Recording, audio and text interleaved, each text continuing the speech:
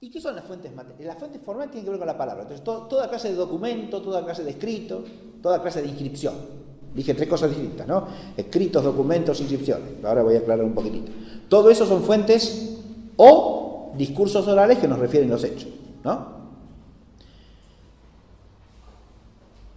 Hay porciones enteras de la historia que dependen por completo de discursos orales. En los años 60, 70 del siglo XX, la UNESCO montó un enorme proyecto para hacer una historia del África negra. ¿Sí?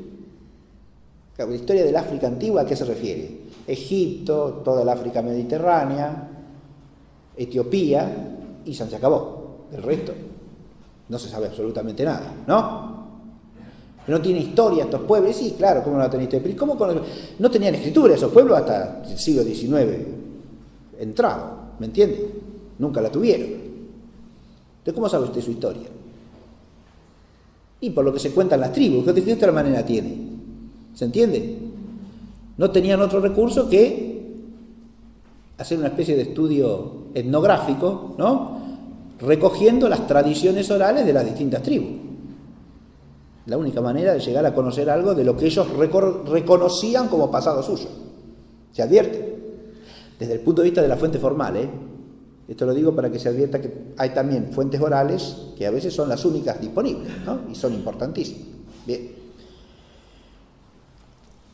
Lo mismo si el acontecimiento es muy próximo, usted entrevista a personas que han participado del acontecimiento, ¿no?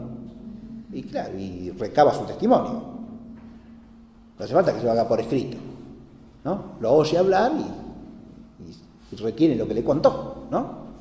Y puede tomarlo como un dato histórico, por supuesto, lógico, si es un testigo de los hechos.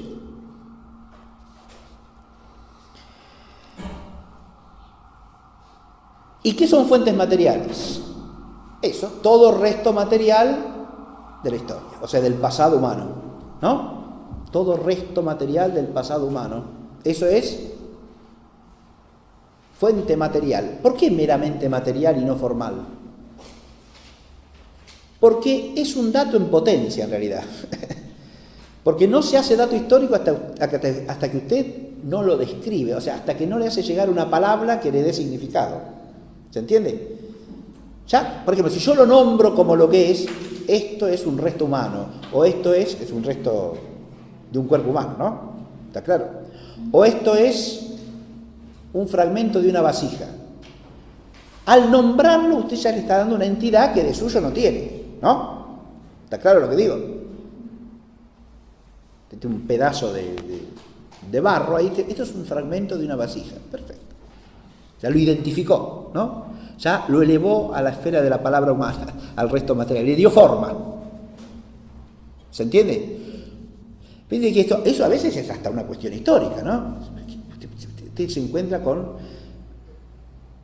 las pirámides del antiguo Egipto faraónico. ¿Y qué es eso? Es una pirámide. Pirámide lo nombra de una manera puramente extrínseca, ¿no? Tiene forma de pirámide. Sí, esa es la forma que tiene. Usted decía, me encontré ahí con un cubo, con una pirámide, ¿sí? Con una cosa redonda, no va más allá de eso, ¿no? Me encontré con una cosa redonda. Muy bien, perfecto. Me encontré con una pirámide, ¿no? ¿Pero qué es la pirámide?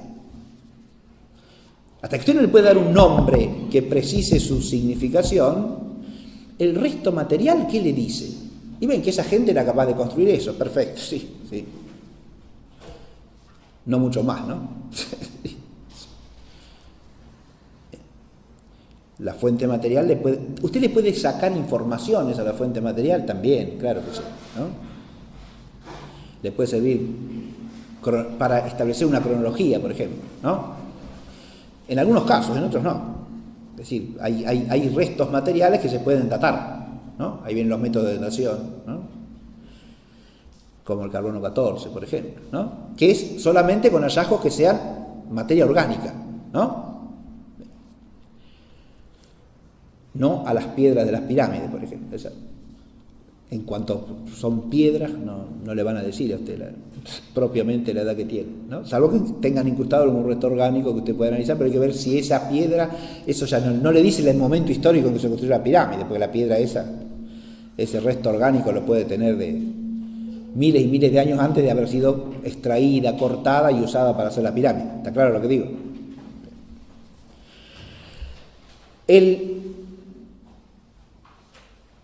Los restos materiales básicamente son o propiamente del hombre, es decir, restos físicos, antropológicos, ¿no?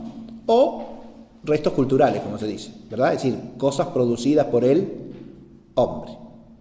Y si no, son cosas naturales vinculadas al pasado humano, como puede ser los restos de un acontecimiento meteorológico o geológico, ¿se entiende? La lava volcánica de Pompeya, para poner un ejemplo. ¿Está claro? ¿Es un resto material o no? Claro, sí. Que unido a los restos humanos y a los restos culturales, le da a conocer a usted que ahí hubo una erupción volcánica que terminó con Pompeya y Herculano, ¿no? La excavación arqueológica de todo eso se hizo entre el siglo XVIII y el XIX, ¿sí? Pero los historiadores sabían que había habido una erupción volcánica, ¿no? Porque las fuentes formales de la antigüedad romana lo informan ampliamente, ¿sí? Que la ciudad de Pompeya y el conjunto de villas de Herculano Herculano era una especie de lugar de veraneo de lujo, ¿sí? Pompeya era una ciudad, pero Herculano era un conjunto de villas lujosísimas, ¿no? De viles romanas, de casas de veraneo, de casas de campo lujosas, ¿no? Fue destruido por la erupción del volcán Vesubio, ¿no? Ahí está uno de los testimonios más impresionantes, es el de Plinio el Joven, que cuenta cómo su tío Plinio el Viejo se muere como víctima de su curiosidad, ¿sí? Porque Plinio el Viejo se quiso acercar tanto a ver qué pasaba con la erupción, que terminó liquidado por la erupción, ¿sí? Estaba en un barco frente a Pompeya, pero se hizo bajar un botecito para acercarse, acercó. El sobrino lo veía desde el barco, se acercó hasta que ya no lo vio más y ya no lo vio nunca más, porque Plinio el Viejo se murió en la erupción del Vesubio. Plinio el Viejo es un famoso autor, el famoso autor de la historia natural, ¿no? Un hombre curiosísimo, de intereses muy variados. Y Plinio el Joven también es conocido. Plinio el Joven es muy conocido en la historia eclesiástica porque Plinio el Joven le envió una consulta al emperador, siendo gobernador de la Bitinia, ¿no? En el norte de lo que hoy día es Turquía, sobre el Mar Negro, de Bitinia, siendo gobernador de Bitinia, le manda una consulta al emperador Trajano preguntando qué hay que hacer con los cristianos. ¿Sí? Estamos a fines del siglo I, comienzo del siglo II de la era cristiana, ¿sí? El imperio de Trajano. Y le pregunta qué hay que hacer, si hay que perseguirlos o no hay que perseguirlos. ¿Los tengo que detener o no los tengo que detener? ¿Sí? ¿Los tengo que meter presos o no? Para decirlo en lenguaje actual, que es incorrecto. Porque ¿los tenía que detener para procesarlos o no? No tiene duda, lo cual muestra que la situación jurídica no era del todo clara, ¿sí? Lo que se llama el Institutum Neronianum, o sea, el presunto edicto de persecución dictado por Nerón, o no era del todo claro o no había sido debidamente refrendado, es decir, tenía dudas jurídicas Plinio el Joven. ¿Qué hay que hacer? ¿No? Y Trajano le da una respuesta que es jurídicamente de lo más oscuro que se pueda pensar, porque le contesta: si alguien los denuncia, vaya y deténganlos, si no, déjelos en paz. Lo cual no se sabe, es decir, si usted se atiene a esa respuesta, ¿existe el edicto de persecución o no? O sea, ¿es ilícito el culto cristiano o no? Porque si está prohibido por la ley, tiene que perseguir la autoridad pública al que viola la ley, ¿o no? Pero pareciera que acá lo convierte en una especie de delito solo si hay denuncia contra alguien, ¿no? Y si no, déjelos en paz. Esa es la respuesta de Trajano. Sibilina respuesta de Trajano al joven Plinio el Joven. Pues esto ya me fui del tema. Pero fíjese, ahí usted tiene documentos, ¿no? Fuentes Yo he mencionado dos fuentes ahí, ¿no? ¿Que cuáles son? Son dos escritos oficiales. Un gobernador le envía al emperador una consulta. ¿Está claro? Sobre una cuestión poco clara. Y el emperador le envía lo que se llama el rescripto, que es un documento oficial de respuesta a una consulta oficial. Esto para la mente romana son documentos de alto valor jurídico, ¿sí? No se puede poner cualquier cosa ahí. Por eso el valor que tiene el documento, ¿no? ¿Se entiende? Cuando un gobernador hace una consulta, no es una consulta, no es que escribe una cartita, che, Trajano, ¿qué hago con estos cristianos? No, le envía una consulta pública formal, que el otro está obligado a responder, precisamente porque es una consulta pública y en forma, ¿se entiende? Y el otro le envía la respuesta de la misma manera, ¿no? El rescripto. Bien. Hay fuentes, dentro de las formales, las fuentes, fíjate, acá tenemos al distinguir estos dos tipos de fuentes, las materiales y las formales, aparecen las dos grandes disciplinas auxiliares de la historia, que son la filología por un lado y la arqueología por el otro, ¿sí? La filología, ¿con qué tiene que ver? Con el manejo de la palabra, ¿está claro? Entonces, sin el fundamento filológico, el historiador carece de rigor a la hora de manejar los documentos. ¿Está claro lo que dije? Sin el instrumento filológico carece de rigor a la hora de manejar los documentos. Si usted quiere manejar estos dos documentos que acabo de nombrar, tiene que saber latín, ¿o no? Y porque están escritos en latín, mijo. Más aún, tiene que conocer el latín jurídico, porque son documentos jurídico-políticos. ¿Está claro o no? Y si no, tiene que consultarle a un filólogo que lo maneje. Se ve lo que digo, ¿no? Y si usted quiere conocer algo de la monarquía china en la época de las primaveras y de los otoños, ¿no?, tendrá que aprender el chino de esa época para poder leer los documentos.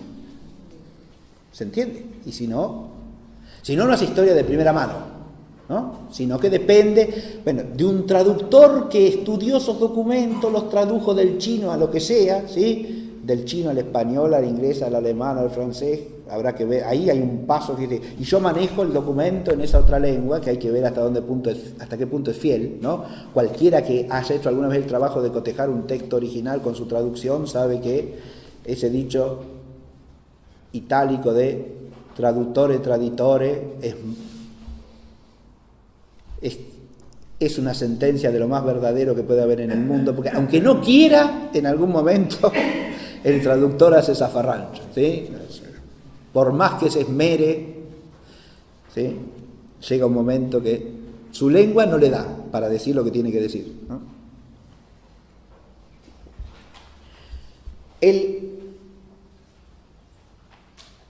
Y la otra disciplina es la arqueología, porque para manejar los restos materiales, ahí está el arqueólogo, ¿no? ¿Se entiende? Que es el que los halla, el que los cataloga, los clasifica, todo eso. Bueno, muy bien. Pero el historiador, que se tiene que apoyar en estos dos pilares, digamos así, tiene que hacer a su vez su tarea propia, ¿no? Porque estos le presentan las fuentes y en todo caso le ayudan a utilizar las fuentes, pero la utilización de las fuentes la hace él, no la hace ni el filólogo ni el arqueólogo. Las fuentes formales se pueden clasificar de distintas maneras. Yo he puesto acá nada más que dos cosas para recordarles, una las literarias y otra las documentales. Esta es una distinción hasta cierto punto problemática, pero en principio fácil de entender. Si yo quiero investigar la historia de la guerra del Peloponeso, ¿no?, hay una obra literaria que narra la guerra del Peloponeso, escrita por Tucídides. Eso es una fuente ¿cómo para nosotros? Es una fuente literaria, ¿está claro? Cualquier obra que pertenezca a la tradición literaria de un pueblo histórico, a partir de su composición pasa a ser fuente literaria. ¿Está claro o no? Una fuente literaria. En cambio, cuando se habla de fuentes documentales, se refiere a todo escrito que sin procurar informar acerca de un hecho histórico, da testimonio de él. ¿Está claro? No es una obra literaria escrita acerca de este hecho histórico o que lo nombre o que lo comente, sino que es un documento porque es un texto escrito sin intención de historiar. ¿Se advierte lo que digo o no? Como esos que mencioné yo recién de la consulta de Plinio y el rescripto de Trajano. No hacen tarea literaria ahí, ninguno de los dos. ¿Está claro lo que digo? Por supuesto que escriben en un estilo determinado, una lengua determinada, sí, pero no están haciendo obra literaria. Eso es una fuente documental. ¿Está claro lo que digo, no? Dije que esto puede plantear problemas, esta distinción, que en principio es nítida, ¿no? En principio es claro. Si yo leo una crónica de los reyes de Asiria, eso es una fuente literaria. ¿Está claro? En cambio, si me encuentro con una inscripción ocasional en un mojón que da cuenta de algún hecho histórico, eso no es una fuente literaria, es una fuente documental. ¿Está claro? Las inscripciones en general se consideran fuentes documentales. Toda clase de instrumento administrativo también se considera fuente documental. Ahora, para acontecimientos más recientes, porque voy a mencionar algo que no es una creación de los últimos 3 siglos en la historia humana. Para acontecimientos más recientes podemos tener como fuente, por ejemplo, los textos periodísticos. ¿Sí o no? ¿Y esos qué son?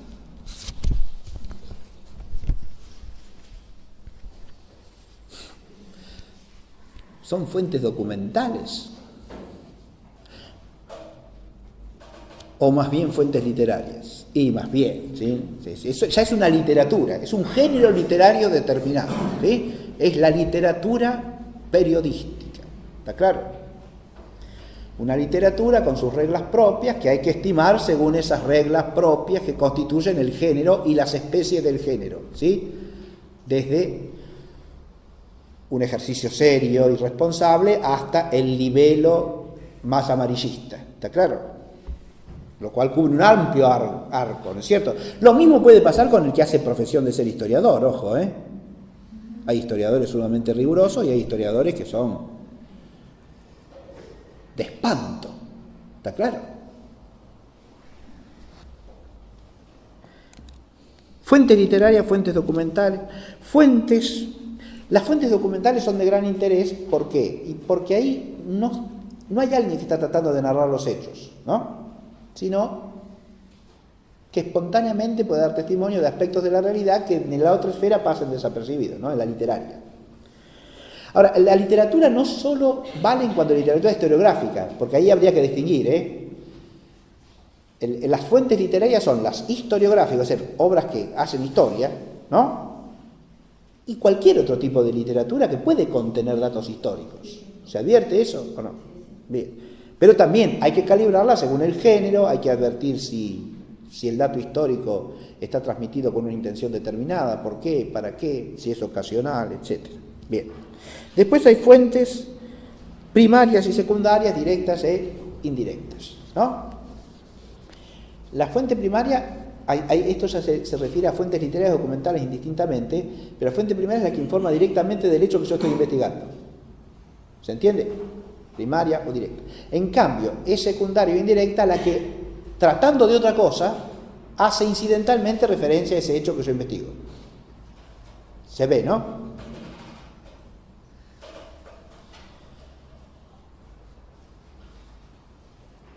Si yo leo, estoy investigando, supongamos así, la historia de el reino de Israel, ¿no? En la antigüedad. Los libros de los reyes, ¿no? Y los libros de las crónicas son fuente directa, primaria, ¿está claro? Ahora, si yo en las crónicas de los reyes asirios me encuentro que nombran a Israel alguna vez, ¿no?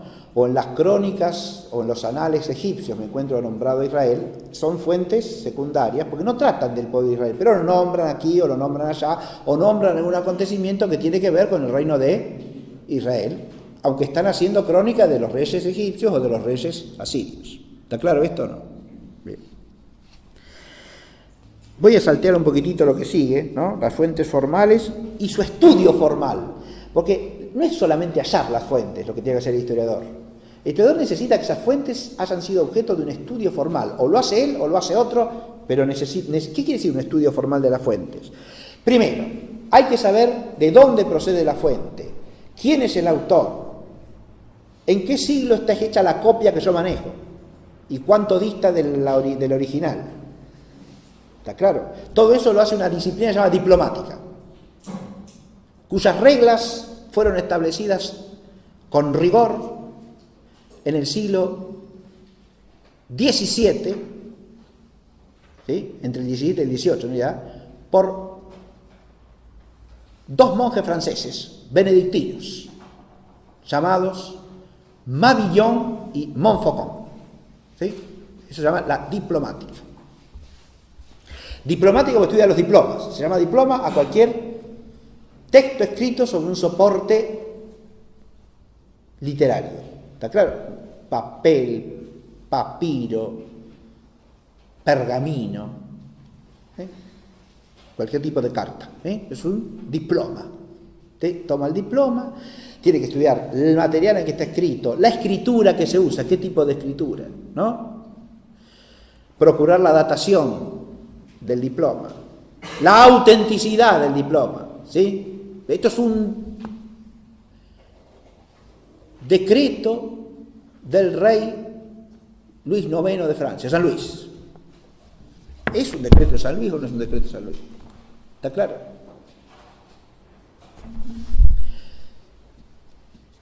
Hay gente que se dedica a esto historiográficamente, ¿sí? A recopilar documentos y analizarlos para que queden dispuestos para que cualquier investigador que necesite esos documentos los tenga a mano, ¿no? El cartulario de la Universidad de París, por así, ¿está claro? Desde el siglo XIII hasta el siglo XVI. O sea, todos los documentos relativos a la Universidad de París, desde sus orígenes hasta el siglo XVI. ¿Sí? Eso lo hizo un fraile dominico llamado Denifle. ¿Sí? Estudiosísimo. Editó con rigor todos los documentos, el cartulario de la Universidad de París. ¿Se entiende? Bien. Eso queda dispuesto, pero usted quiere estudiar la historia de la Universidad de París, bueno, ahí tiene los documentos primarios, ¿está claro? Ordenados, catalogados, estudiados, autenticados, con la expresión de las dudas acerca de lo que podían no ser auténticos, todo eso. ¿Se entiende? Bien. Ven, porque es una disciplina rigurosa la historia, ¿no? Cuando usted cita fuentes históricas, no puede citar cualquier cosa. Hay un estudio formal de las fuentes. ¿Se ve? Pasa por la diplomática y luego pasa por la crítica textual, literaria, histórica, que permiten dirimir el alcance del documento, si el documento es auténtico o no, como dije. ¿Está claro? Crítica histórica del documento, crítica textual, crítica literaria. ¿Cómo crítica histórica? Sí, crítica histórica, porque acá, bueno, pero el saber histórico presupone otro saber histórico. Usted está estudiando una cuestión y puede que otro saber histórico le ayude a dirimir si ese documento es auténtico o no es auténtico históricamente. ¿Está claro? ¿Se ve lo que digo? Porque usted, suponga, se quiere estudiar una cuestión histórico-teológica, ¿sí? El influjo de el tratado sobre la jerarquía eclesiástica del autor que se autonombra como Dionisio el Areopagita en los teólogos latinos de los siglos 8 al 10. ¿Está claro? Muy bien. ¿Usted quiere estudiar eso? Es una cuestión histórica. Cuestión histórica. Bien. Usted tiene ahí un problema a investigar que hace la historia de la de teología, del saber teológico, ¿no? Como ese influjo de un texto griego en teólogos latinos, ustedes tienen que plantearse la cuestión si lo leyeron en griego, si lo leyeron en latín, había traducción o no había traducción, entonces tienen que poder estudiar si hay traducciones o no hay traducciones, ¿está claro? Pero lo primero de todo sería decir, bueno, estos escritos, este escrito de la jerarquía eclesiástica, ¿de quién es? ¿No? Y entonces vienen los historiadores de la patrística, los patrólogos, y nos dicen, pero en realidad no es de Dionisio el Areopagita, es de otro autor. ¿Y por qué? Esto lo ponía como ejemplo de crítica histórica, ¿no? Bueno, porque hay un montón de elementos de contenido en estos textos que nos remiten a una datación que va entre fines del siglo V, comienzo del siglo VI. Por ejemplo, cuando escribe la liturgia, menciona hechos de la liturgia, de los ritos litúrgicos, que solamente pueden ser posteriores a mediados del siglo V. ¿Está claro? Que antes no están atestiguados para nada, después, a partir de ahí sí. ¿Se entiende? O cita el Concilio de Calcedonia, y el Concilio de Calcedonia fue en el año 451, entonces no puede ser un escrito del siglo I de la era cristiana. ¿Se da cuenta? ¿Se entiende? Eso es crítica histórica, ¿ve? Usted, por el contenido del texto, se puede dar cuenta si corresponde o no corresponde a la época pretendida, ¿no? ¿Se ve? Crítica literaria, crítica textual. La crítica textual, cuando usted maneja un documento, es una copia, ordinariamente.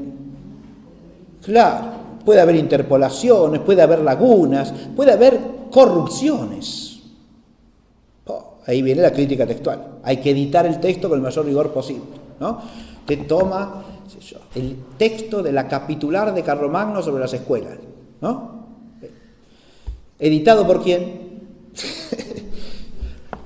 Usted maneja el original, ¿sí? O usted maneja una edición. ¿Se ve?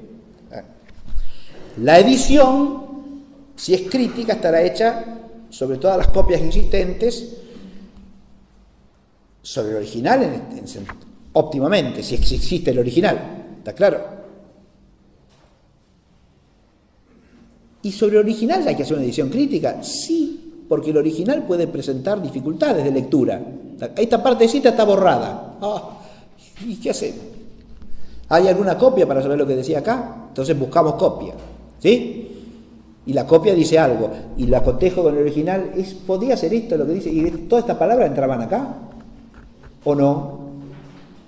¿Y estas huellas que se leen corresponden a la palabra que figura acá? ¿O no? Y ahí, pero eso es crítica textual, ¿está claro? Cuando tenemos copias y copias de copias, sin el original, la crítica textual es más problemática todavía, pero es lo que se hace ordinariamente con todas las fuentes literarias, ¿no? Si yo quiero manejar a Tucídides para la historia de la guerra del Peloponeso, lo que hace todo historiador griego, porque si no, no sabemos nada de la guerra del Peloponeso. ¿Está claro? Hallazgos materiales tienen alguna poquita cosa que no le dicen absolutamente nada del decurso de los acontecimientos, ¿no? Si usted quiere estudiar la historia de la guerra del Peloponeso, tiene que ir a Tucídides. Pero Tucídides, que tenemos el original de Tucídides, pero de ninguna manera. Lo más antiguo que tenemos son copias bizantinas del texto de Tucídides. Tucídides escribió en el siglo V antes de Cristo. ¿Está claro?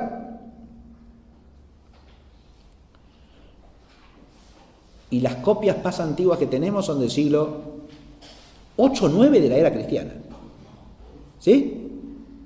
Entre eso, el texto fue copiado, con copias que no conservamos, ¿sí? Que se han destruido. Por ahí aparece un hallazgo maravilloso de algún fragmentito suelto, de algún papiro que contiene tantas líneas de este texto, ¿sí? Bien.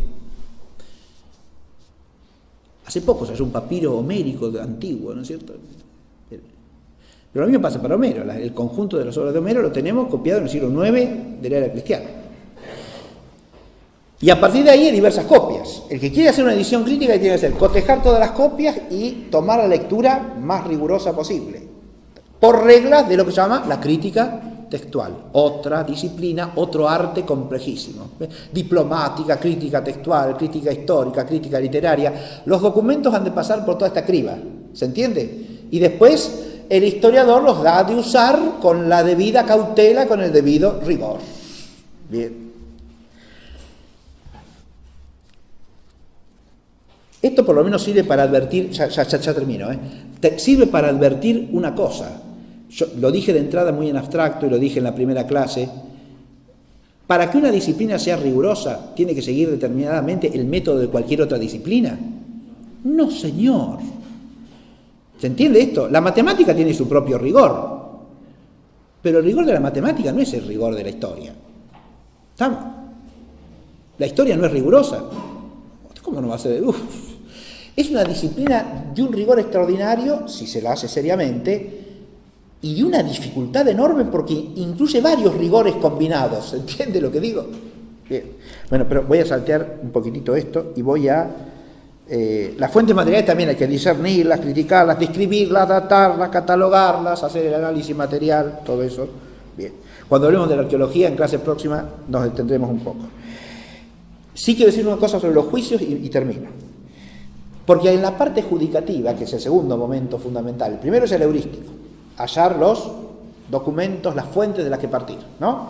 Lo más completo que sea posible, lo más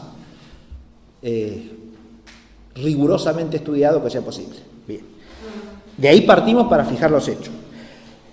Pero ahora viene a hacer juicio, es decir, pasó esto otro.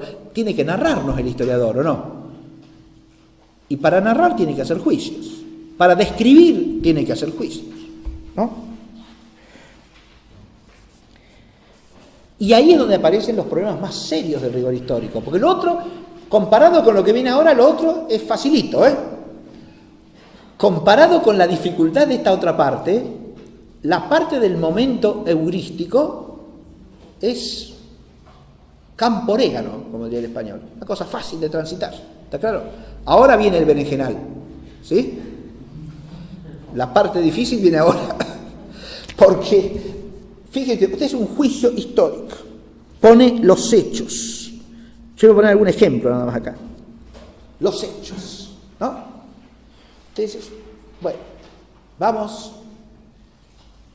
Si usted quiere hablar de los hechos, lo primero que tiene que hacer es darle un nombre al hecho.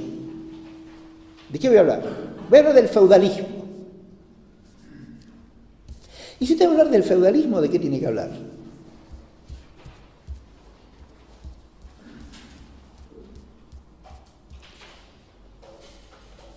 Para hablar del feudalismo, ¿usted qué necesita? ¿Un historiador de qué siglos?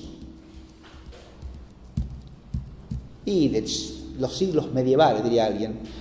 Dejemos de lado esa denominación, ya tenemos otro problema ahí. Los siglos del siglo X, del siglo IX, X, XI, XII. Mire, no, vea que no. Porque feudalismo es un término que no aparece antes de fines del siglo XVII, principios del siglo XVIII. En cierta literatura de esa época. Y con un sentido despectivo y casi caricaturesco. ¿Está claro lo que dije o no? Feudalismo es un rótulo ideológico para descalificar ciertas realidades, ¿no? Ideológicamente, insisto, que aparecen en la literatura, primero de los que podríamos llamar ideólogos del absolutismo monárquico y después de la Revolución Francesa. Toda literatura políticamente interesada que quiere descalificar una manera de organización social bajo el mote despectivo de feudalismo. ¿Se entiende? Si usted quiere hacer historia del feudalismo, es historia de una ideología en realidad. Otra cosa es si usted quiere hacer historia del hecho feudal. O como diría Ganshof, de la feudalidad, la feudalité. ¿Sí? No hay feudalismo, hay feudalidad, dice él. Y tiene razón, que una cosa es el feudalismo, una ideología, que después otros presuntos historiadores posteriores proyectan sobre 1000 años de historia, es la época feudal. Por ejemplo, para Marx y para los historiadores marxistas clásicos, ¿la Edad Media qué es? La época feudal. Y el feudalismo, que es un sistema económico. Uno de los grandes sistemas económicos que ha habido en la historia de la humanidad, ¿sí? Después de la economía esclavista, viene la economía feudal. Y después la economía capitalista. ¿Está claro? ¿Se ve? Es una etapa de la historia económica universal, ¿no? El feudalismo. Eso es historia, no, eso no es historia, no tiene que ver con la historia. Eso es, de nuevo, ideología ahistórica. Si usted quiere estudiar el derecho feudal, usted tiene que empezar a estudiar en los documentos qué es un feudo. ¿Sí? Ve como si los juicios constan de palabras. Ahora, si las palabras que usamos no sabemos lo que significan, ¿qué juicio riguroso podemos hacer en la historia? Entonces, la querella de la escritura fue una lucha de poder entre el papado y el imperio para ver quién prevalecía, la iglesia o el Estado. Juicio, eso es un juicio presuntamente positivo de un hecho, descriptivo, ¿no? Después investiga las causas. Todo. Usted ya asumió una serie de categorías ahí que, si usted parte de los documentos históricos, son inviables. Te hablo de la iglesia y del Estado, ¿en qué sentido? Usted está hablando de segunda mitad del siglo XI, comienzo del siglo XII.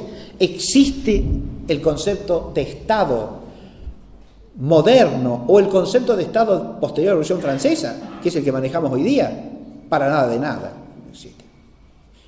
¿Existe un conflicto de poder entre la Iglesia y el Estado? ¿O eso es más bien la proyección de una situación posterior sobre aquellos siglos? ¿Se entiende lo que planteo o no? Cuando esto es un juicio descriptivo de la realidad histórica, ¿es realmente descriptivo? Este es el problema que hay que advertir. Ven que ahora se pone más difícil el asunto. ¿Cómo hace usted para detectar, cuando lee un libro de historia, qué es riguroso y qué no es riguroso ahí? ¿De qué está hablando el historiador? ¿Está hablando de su mente o está hablando de los hechos? El hecho feudal es de una enorme complejidad. Usted tiene que estudiar todos sus componentes, como dije hace un rato, la institución del beneficio, la institución del vasallaje, que en origen no tiene nada que ver con el beneficio, una cosa distinta. Después, cómo se combinan entre sí la feudalidad y el vasallaje, o sea, la institución feudo-vasallática. ¿Dónde funciona? ¿Cómo funciona? Diferentemente en un lugar que no tiene los documentos, ¿se da cuenta? Todo eso está documentado porque son instituciones jurídicas, todas. ¿Cómo jurídicas? No es que pasamos... La Edad Media no tiene derecho, más de que derecho consuetudinario, no existe. Usted se da cuenta que se dice tales disparates, ¿no?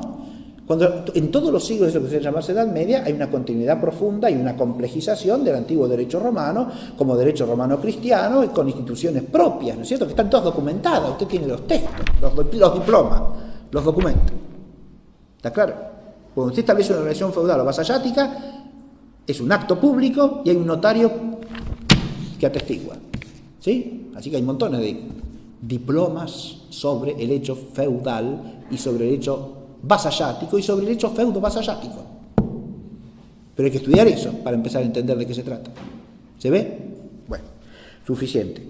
Y si vamos a los juicios explicativos, peor, porque los juicios explicativos, además de el rigor conceptual, exigen rigor argumentativo.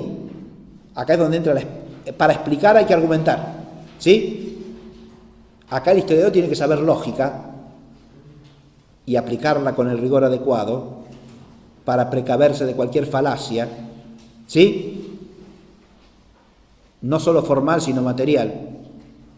¿Está claro? Y no argumentar de manera que ni siquiera es aceptable para la racionalidad humana bien cultivada.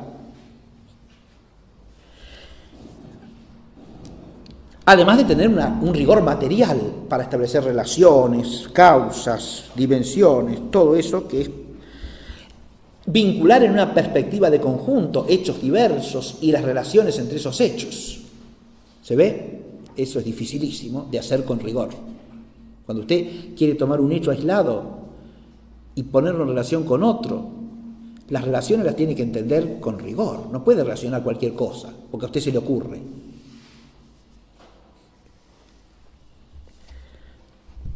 Yo puse un ejemplo acá para el rigor de la argumentación, porque me llevaría mucho tiempo. El caso de Lutero, sus doctrinas, sus acciones y sus efectos, ¿no?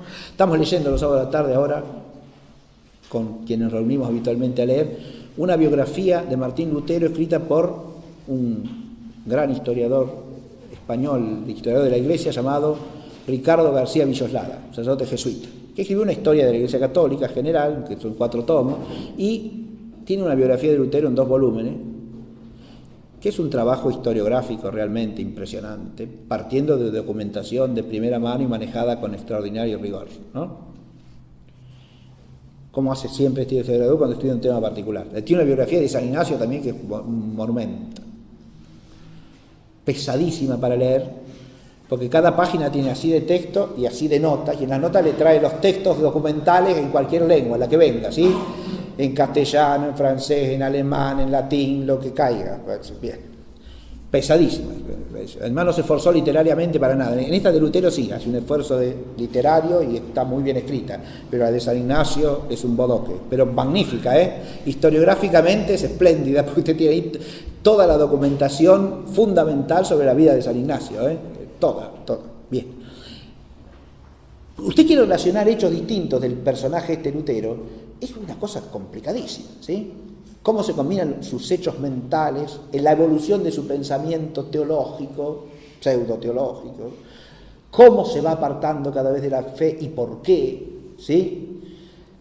¿Qué relaciones tiene con otras personas? ¿Quiénes se le oponen? ¿Quiénes lo apañan? ¿No? Y eso tiene que ver en el desarrollo de los conocimientos, por supuesto que sí, porque si no hay quien lo apañe, quien lo defienda y quien lo proteja, es un personaje que empieza a aparecer en determinado momento como un personaje que rompe con la unidad de la fe, ¿se entiende? ¿Y que lo apañan? ¿Por qué lo apañan? ¿Por qué lo protegen? Si usted quiere empezar, y después hay acontecimientos más lejanos a su entorno, él vive en el ducado de Sajonia, en parte, en uno de los ducados de Sajonia que hay en la Alemania de esa época, ¿no? Con sus condicionamientos políticos y culturales propios, todo eso hay que relacionarlo también, forma parte de una congregación reformada de la familia de los frailes agustinos. Miren, una cosa que suele decirse vulgarmente, Lutero era un reformador porque quería la reforma de las costumbres de la Iglesia, la purificación, la Iglesia estaba corrompida, ¿no? Si uno va al hecho concreto, Lutero ingresó como fraile en una rama de la orden que estaba reformada. Eran los que estaban poniendo en marcha el reformismo católico, ¿está claro? Era una rama austera, rigurosa, reformada, que promovía la reforma también en las costumbres del pueblo. ¿Y él contra qué reacciona? ¿Contra la falta de reforma? No, reacciona contra la reforma. Su reacción es contra la reforma. Él tilda de herejes a los frailes reformados. Los llama pelagianos. Porque se creen que con sus obras se salvan. Con sus obras de piedad, con su contracción al ascetismo, con sus oraciones, ¿no? Él no es que procura cristianos más orantes, más fervorosos, más piadosos, como buscaba la reforma del siglo XV y la del comienzo del siglo XVI, ¿está claro? Él dice que eso está mal, ¿se entiende? Eso es lo que está mal. Si usted en el aire hace relaciones, bueno, Lutero reaccionó porque la Iglesia estaba necesitada de reforma. ¿Necesitada de reforma según quién? Según él. Pero que la reforma según él consiste en destruir lo que es la Iglesia, ¿está claro? ¿Qué reforma es esa? Ninguna. Reforma quiere decir restaurar la forma deteriorada o de alguna manera oscurecida o desfigurada, ¿no? Y lo que le hace es romper con toda la tradición. ¿Se entiende? Entonces no se explica. Mire, ni se explica lo que hace por el espíritu de reforma, porque él no reforma sino que destruye. ¿Está claro? Es una explicación insuficiente ya por el efecto, ¿o no? Yo me refiero al rigor conceptual de los argumentos, ¿no? Acá. Si usted quiere decir que lo que buscaba era reformar, y lo que él procuró durante décadas es, yo con esa iglesia no quiero tener nada que ver, y se refiere a la Iglesia Católica, a los obispos, a los concilios, todo, no le interesa nada. ¿Cuál es la reforma que busca? Ninguna reforma. Quiere algo que surge a partir de él. Si uno entra en su mentalidad es fácil de entender eso porque él, y acá es el documento, ¿ven? Escrito de su puño y letra, una carta auténtica, usted aplica el método histórico, es una carta auténtica de Lutero, y el tipo dice: a mí no me interesa en absoluto lo que dicen los demás, nadie me puede corregir a mí, ni los doctores de todas las universidades de la cristiandad, ni los obispos, ni el Papa, ni los santos padres de la Iglesia. El único que está sobre mí es Jesucristo. Y yo soy la boca de Jesucristo. Listo, ¿qué explicación necesita usted? El contexto social, si la Iglesia tenía corruptelas o no tenía corruptelas, si los cardenales de Roma vivían lujosamente. ¿Qué tiene que ver todo eso con un tipo que piensa que él es la boca de Jesucristo y que Jesucristo le habla a la humanidad por él solo y nada más que por él? ¿Se entiende? Entonces, si usted parte de los documentos, ¿qué va a estar haciendo? Cavilaciones, de si el contexto era este, el contexto era aquel, lo favoreció esto, lo favoreció aquello. No, en principio no tiene nada que ver con nada, más que con una corrupción que está instalada en su pensamiento. Cuando usted tiene un tipo que piensa así, ¿puede tener efecto su acción si alguien lo apoya? Evidentemente que sí, porque es una egolatría ya en el ámbito teológico, ¿no? Más aún en el ámbito de la fe. No es un profeta, es más que un profeta. Es la boca de Jesucristo. ¿Se da cuenta? Bien. Juicios positivos, juicios explicativos y juicios valorativos, dijimos, ¿no? Y por último viene la síntesis. Pero la síntesis de la clase la dejamos para la próxima, porque ya son las 1:05. Hasta la próxima.